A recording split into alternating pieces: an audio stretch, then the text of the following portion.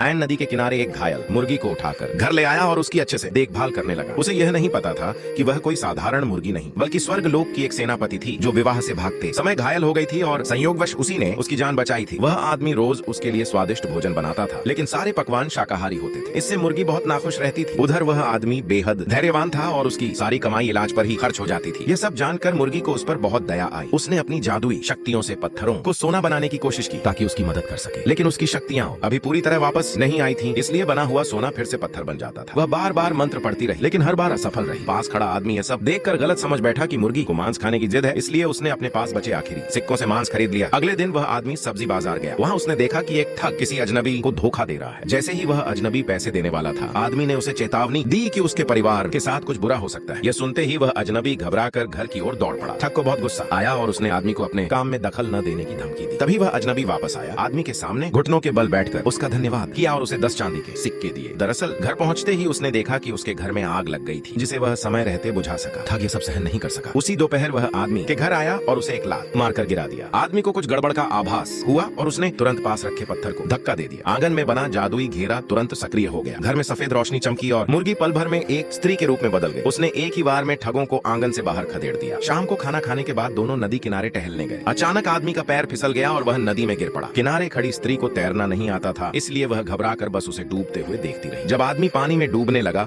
और आंखों से ओझल हो गया तो मजबूर होकर उसने नदी में छलांग लगा दी। आदमी ने देखा कि वह स्त्री धीरे धीरे उसकी ओर तैर रही है। उसने आंखें बंद कर लीं और शांति से बचाव का इंतजार करने लगा, लेकिन उसे यह बिल्कुल अंदाजा नहीं था कि वह स्त्री उसके बाल पकड़कर उसे घसीटते हुए किनारे तक ले आएगी। किनारे पहुंचकर आदमी शिकायत करने लगा, भला कोई बाल पकड़कर भी किसी की जान बचाता है? स्त्री ने अपने हाथ में पकड़े उसके बालों को देखा। उसने उसकी जान बचाई थी, लेकिन धन्यवाद मिलने के बजाय उल्टा दोष सुनना पड़ा। वह गुस्से में उठी और जाने लगी। तभी अचानक फिर से मुर्गी में बदल गई। अंततः वह मुर्गी फिर से उस आदमी के पीछे पीछे उसके घर लौट गई।